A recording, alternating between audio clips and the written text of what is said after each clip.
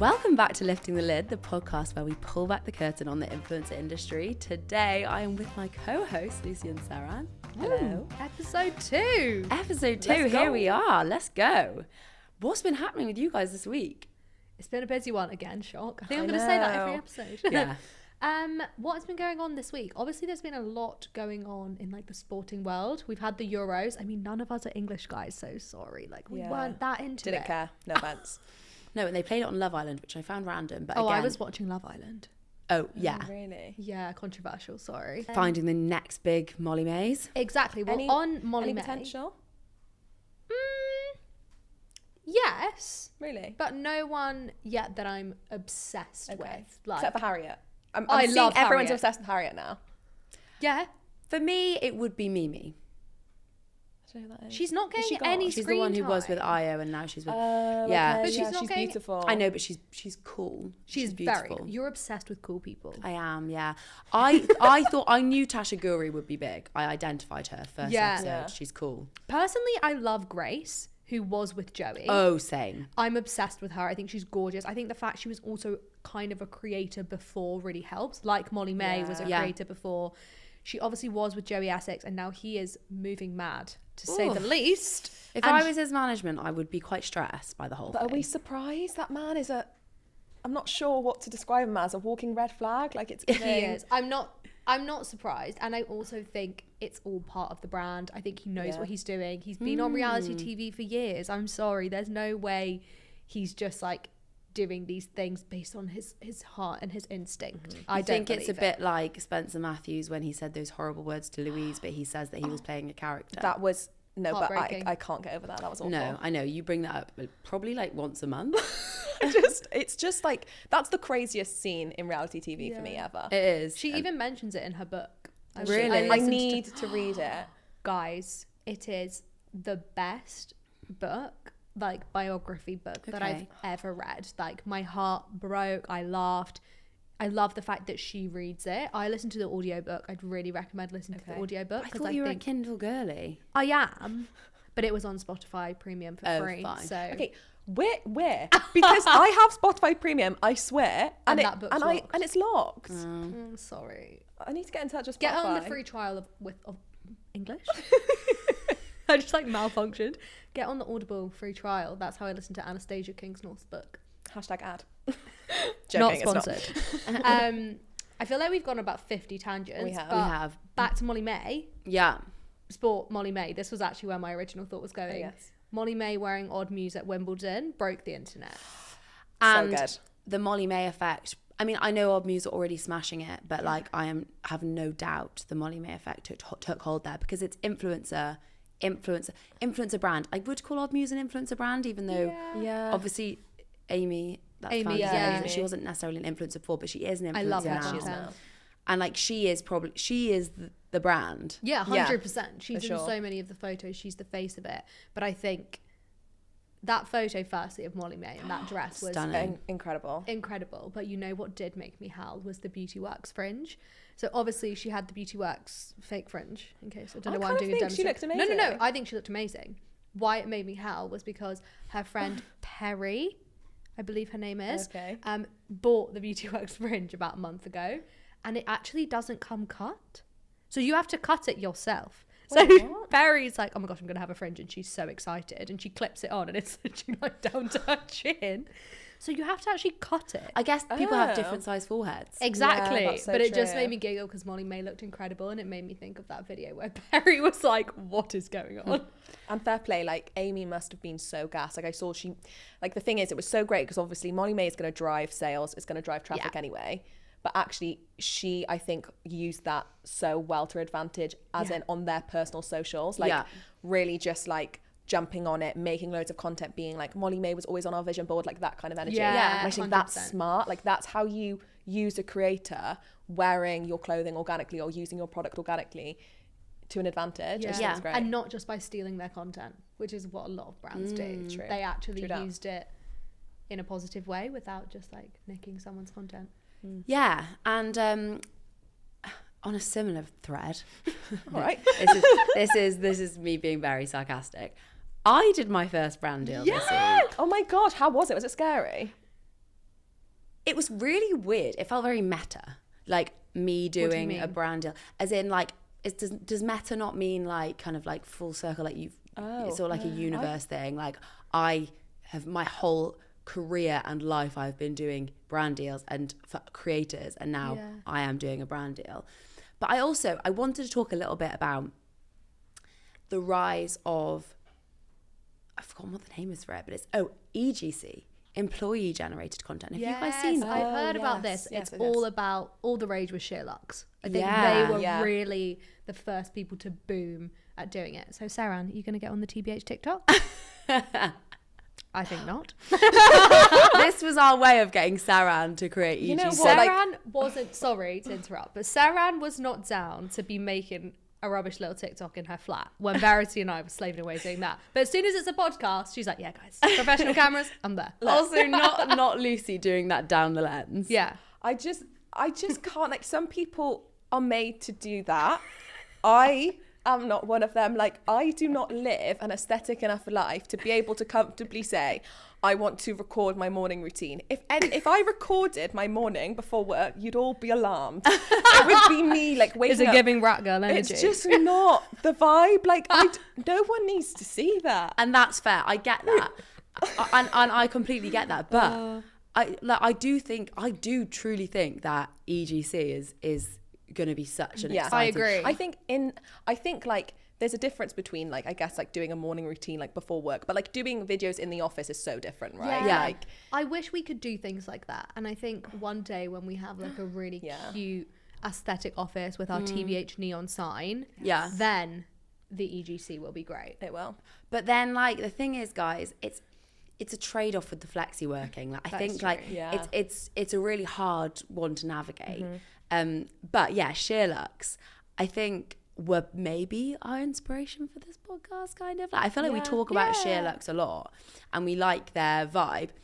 Naturally, we're not going to be as cool as Sherlock's girls, but it's a tough pill to swallow, but like I think it's okay. It is, but like we're okay with that. We have lots of knowledge to impart and lots of interesting things to say. It's fine. And we're funny, we're outgoing, we're bubbly. Like, we don't have to be cool. Yeah, exactly. I mean, not that I'm saying you guys aren't cool, but I'm not. No, I'm not taking it like that. I'm very much in agreement that, like, I can't, like, nobody's really going to care what's in my bag, and that's fine. I'm not going to be Sapna, unfortunately. No, I wish I was. She's so cool. Obsessed. But yeah, I think it'll be interesting to see how employee-generated content continues and, like, what path it takes. But I think my point was, I think the brand deal was a start of, like, was kind of related to that in a way, in the way that, like, businesses or, like, or brands that are business focused are now leaning into people who are creating content who are employed. I actually, on that, weirdly, yesterday I saw a TikTok, and this is sort of like the other side of EGC, I guess, like the more negative side or the negatives it can bring. So I saw this TikTok I don't know if you guys have seen the trend of, like, hoops in a little brown bag, you know, that whole trend. Yeah. And basically, I don't know, I can't remember what the brand was that made sorry, that was such a shit example. Put a little black dress or whatever it is. I'm so cool and down with the kids. I know exactly what the trend is. Whatever that trend is, a company did it, basically, like a group of girls who were working at I think it was a skincare brand, I'm not entirely sure, and basically they've gone viral, but like with horrendous hate comments. It's awful and it's disgusting. What's happening? Well, they've not done anything wrong, just the comments around it, it's just blown up. So they didn't say anything. They've not said anything about it. It's literally the same concept as, like, everyone. Yeah, it's exactly the same. Hoops a little brown bag. Whatever, like, whatever they were saying, and they were just literally just doing that exact same trend in an office, and it's just gone terribly wrong, with horrible people commenting stuff. And then I saw a woman who worked, I think she's like a HR specialist, and she was commenting, being like, it's really unethical for a brand to let employees do that. And I was like, gosh, what an interesting take. Like, I would never have thought that, because they personally are the ones bearing the brunt of it. Right. And I was like, God, like, that's crazy, because I just never would have even thought, like, when you're filming a silly little TikTok like that it could have such a negative impact. But yeah, I just thought that was interesting to add. Yeah, that is interesting. From, like, the HR perspective, like, I mean, I am no HR right, expert. head of HR, here we go. But surely it's the employee's choice, right? Obviously, if they were being forced to make a piece of content, that's the problem. Where like we never forced you. I'm being forced here against my will. Please help me. Down the lens. It's not, I promise. Please. No, I'm actually not. But do you know what I mean? Like when you didn't feel comfortable making certain content, obviously we never made you do it. We weren't going to be like, you have, because it's not in your job description to create 4 TikToks a week. Yeah. Like, whereas I actually enjoy it and like it's something I find fun. So I didn't mind doing it. So surely in that sense, unless they were being forced to do it, I think they're grown adults making a choice. I think the woman was basically being like, who has stuff to gain from it going viral, even in a bad way? Potentially the like CEO of the brand who might be earning a lot of, like, they might be getting loads of clicks on the website for that. I actually, to be honest, big question immediately was, why aren't they turning off the comments? I don't know. Because like as soon as you said that, I was like, I'm confused. Like, or just deleting but also the video. it's gone viral on Twitter or X, whatever the fuck it's called now. X now, Twitter, like it's blown up everywhere. Right. So it's just, not and it's just like just... all like gross incel men who are basically just being like, oh, this is really embarrassing. Like, you ladies are embarrassing. Basically, it's awful. Like, what's happened is disgusting. And like, I just think it's like not on. And that's just another kettle of fish, isn't it? Like the way that people can be horrible and troll. But yeah, I just thought it was really interesting to have that perspective from maybe somebody who worked in HR who she was like very much like, this shouldn't be allowed kind of thing. Which is obviously, that's very black and white, isn't it? And it's tough as well, like, because I know, like, for example, you know, like the M&S like locations which have gone viral, like employees have created. Yeah. I don't think, I mean, I don't know, but I feel like that's probably not the M&S team telling the employees to do that. Like, I feel like those pages are surely just created by the employees. But like M&S is huge on socials. Like, I'm sorry, there's nothing I love more than Percy and Colin in their little mascot suits. They doing a trend. Well. It's so funny. But have you seen the ones which is like M&S Dartford and it's literally just yeah. But that's the thing. So I worked at a PR agency and one of our clients was another big supermarket, not M&S, and we always used to look at their socials. Like, I remember citing like their socials as a great example of like community-led pages, because like the way they do it, again, like it must be part of their wider social strategy, I think. I don't know, but I think that's such a clever idea, just being like, if you want to set up a page for your own store, like you can, and then the manager, I guess, takes it upon themselves to do it. I would imagine is how they do it. If I was working in M&S and I was told like if I wanted to record a silly TikTok dance like during my shift rather than stacking some shelves. So true. Yes, please. I know. And they're always such good content. It's like, so funny. They smash it. There's actually a law firm which I really randomly follow, which is so funny. And at an event the other day, I met the girl who does it. No way. And they did the trend with like, I don't know if it's the founder or he just works there. But it was I'm looking for a guy in finance. Oh, yeah. And he actually does have blue eyes. And it was just like... Stop. Just such a funny video. I feel like in that case, like, it's interesting to see like what is the objective of that, because and I asked her, I was like, what is the objective? Why are they doing that?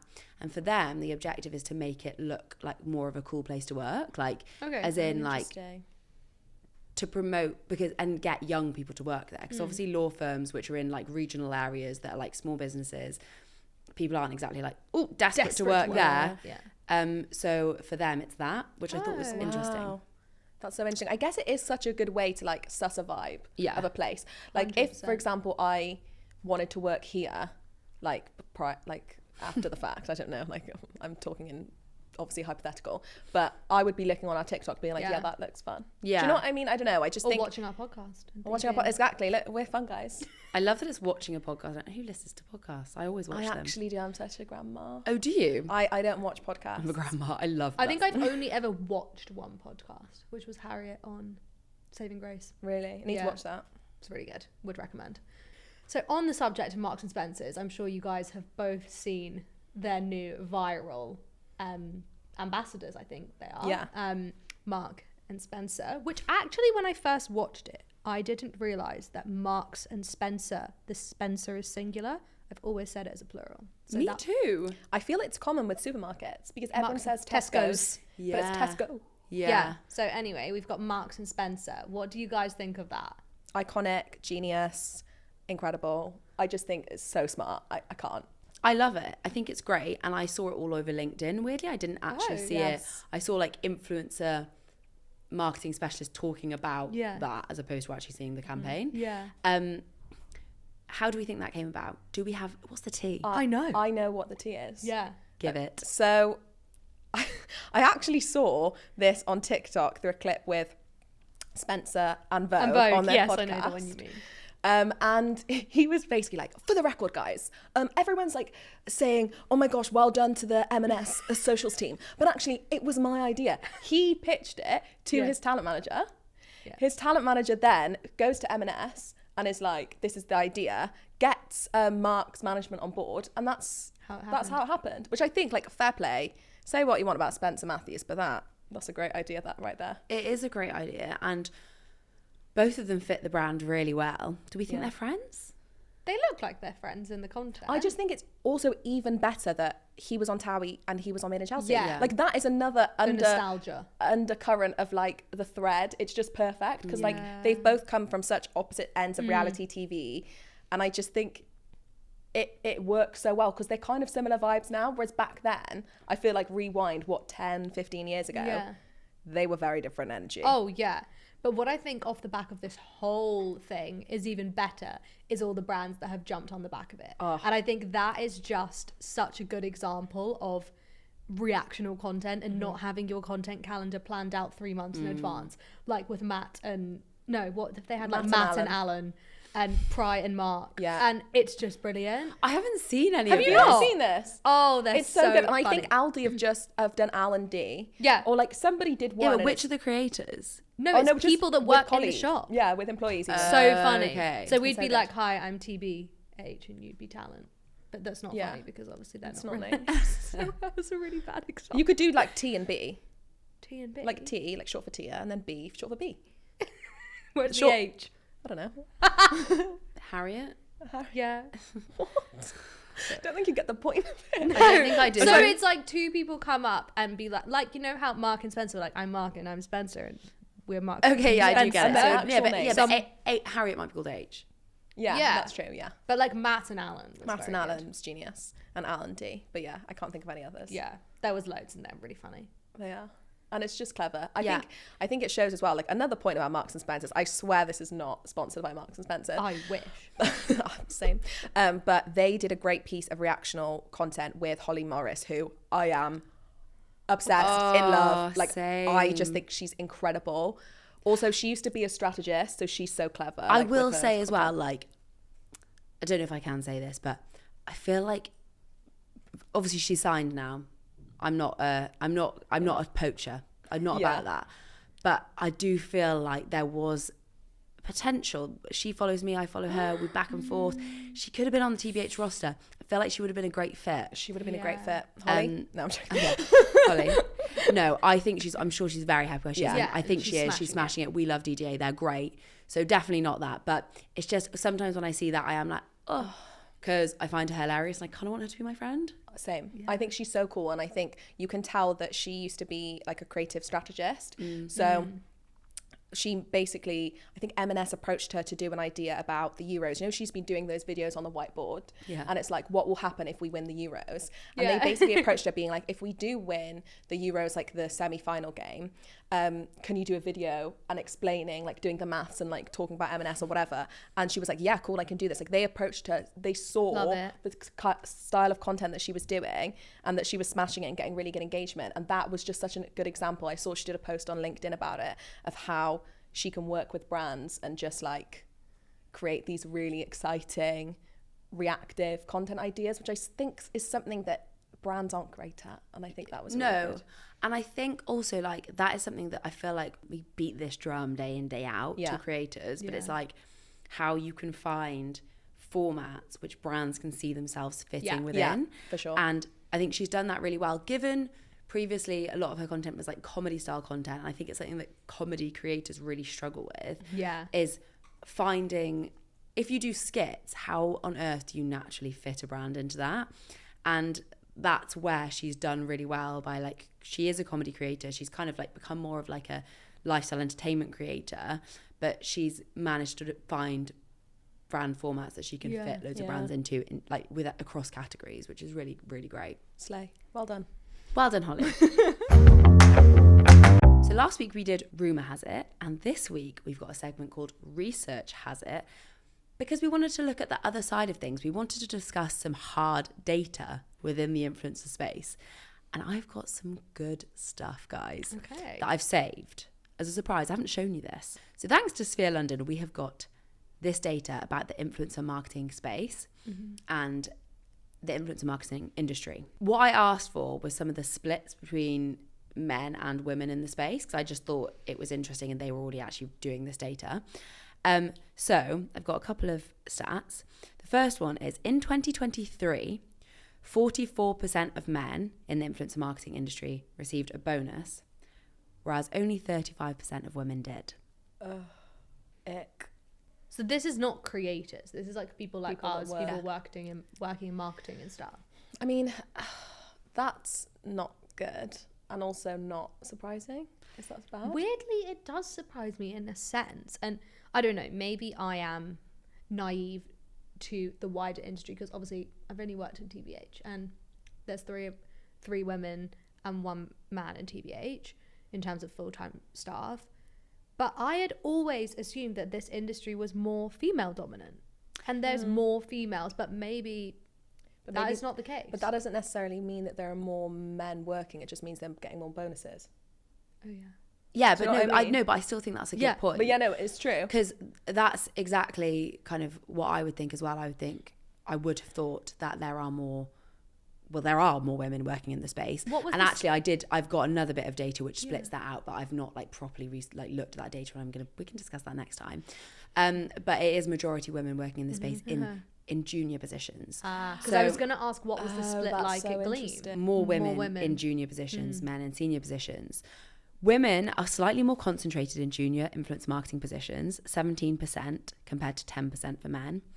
The gap widens in senior leadership roles, with men holding a larger share of executive positions, owner, director, C-suite at 10% compared to just 4% for women. Wow, that's a big difference. That's really big. So despite this being a new industry, a female-dominated industry, it still ends up that men are getting more bonuses, men are in the higher paid positions.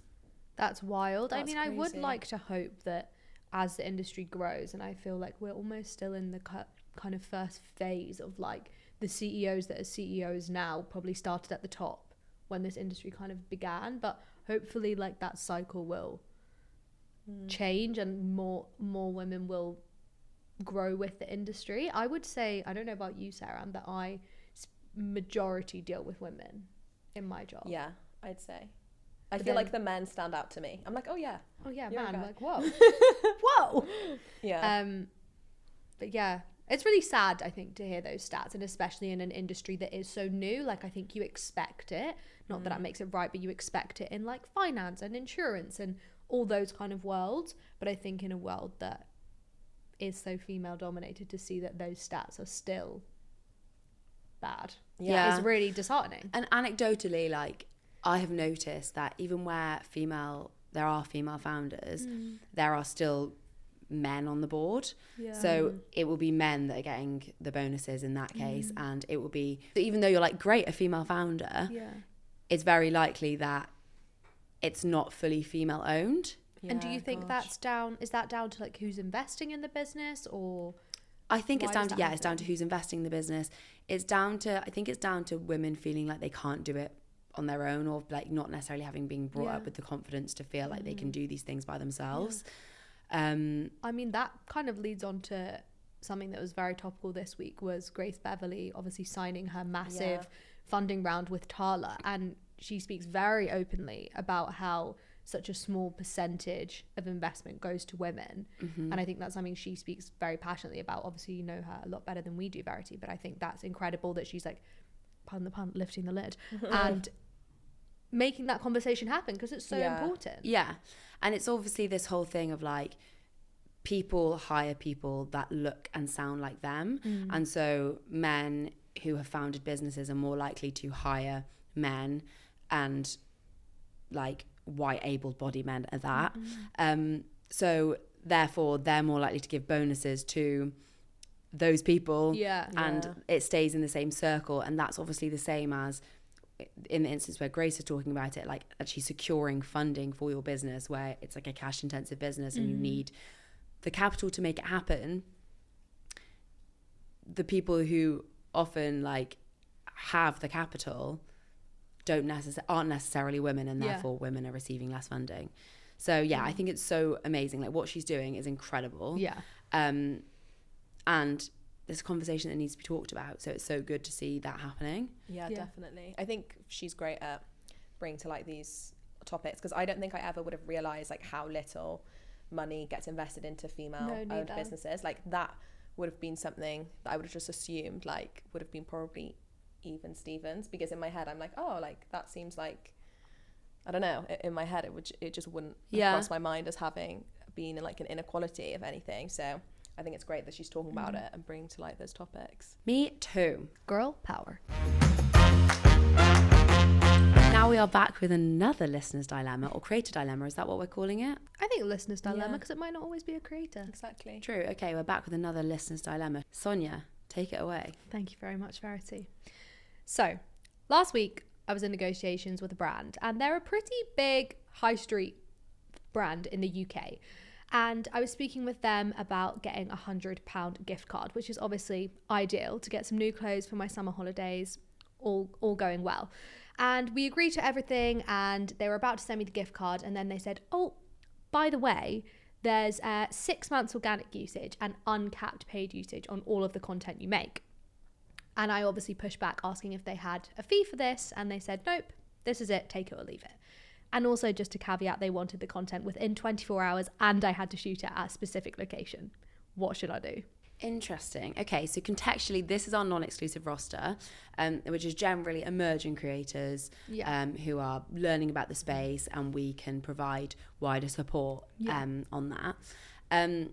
Did Sonia say whether there was agreed deliverables for the £100 gift card? So yes, there was one guaranteed piece of content, and that was agreed before, like that was all agreed in writing. Okay. And that was before the gift card was about to be sent.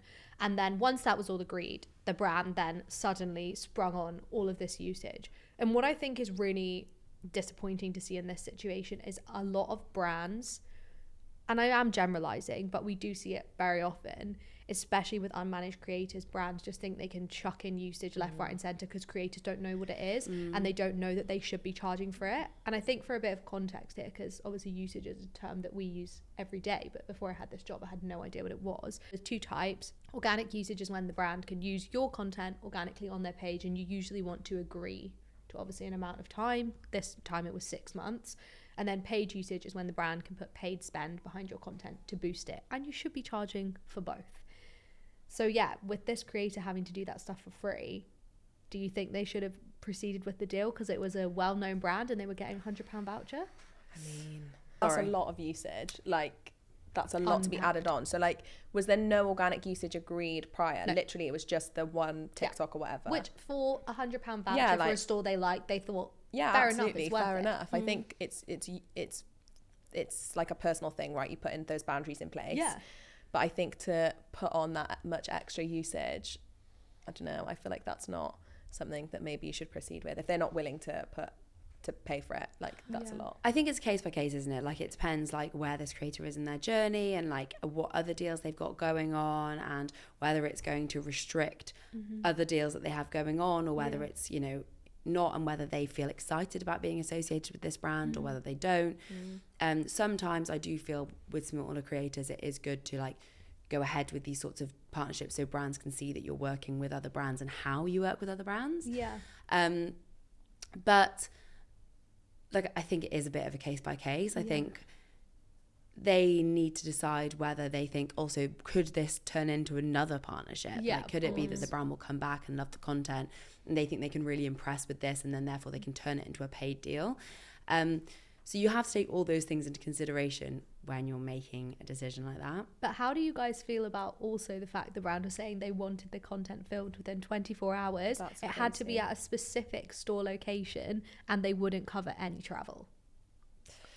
It's giving red flag. Yeah, that is giving red flag. It's too many parameters for a £100 gift card. Yeah. Like, that's a lot. Like, 24 hours to film content and to send it, and you know, like that content isn't going to be the best content that creator could probably make. I find it weird when brands do that, because it's like just shooting yourself in the foot. Like, you're not getting the most out of the creator if you're giving them these crazy time caps and parameters. And I think what the brand were failing to take into consideration in this circumstance, because they were obviously frustrated that the creator had agreed to it and then backed out, you could say, but having one TikTok where you have full creative freedom and you film it whenever you want in exchange for a £100 gift card is very different to one TikTok with all of that usage within 24 hours and in a specific location that you have to travel to. Yeah. It's a whole different kettle of fish. I guess it comes down to what we were saying last episode, right? It's like treating it like a paid deal. Yeah. Making sure it's like, right, I'm going to do one TikTok in exchange for this gift card. There's going to be no organic usage. There's going to be no paid usage. There's going to be no exclusivity. And then at that point, if the brand's like, oh, actually, psych, we want X, Y, Z, you know, that's happening a lot earlier in the conversation, so it's really clear, rather than happening the day before they're going to send the gift card out, or even on the day. 100%. Definitely. It's also worth caveating that we would give very different advice to different creators in this. 100%. If it was a creator on our non-exclusive roster, we'd say, no, cut that off. Do not do that. Whereas I think when creators are emerging, you have to take it on like with a pinch of salt and, you know, build those relationships with brands on some occasions where it makes sense.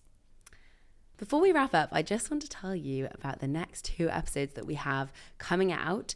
These will have been filmed at our launch event for Lifting the Lid podcast, and they're going to be 2 live episodes which we're recording together as a team. One will be all about how you get into the influencer marketing industry or become a talent manager, a talent assistant. And the second will be how you source opportunities as a creator.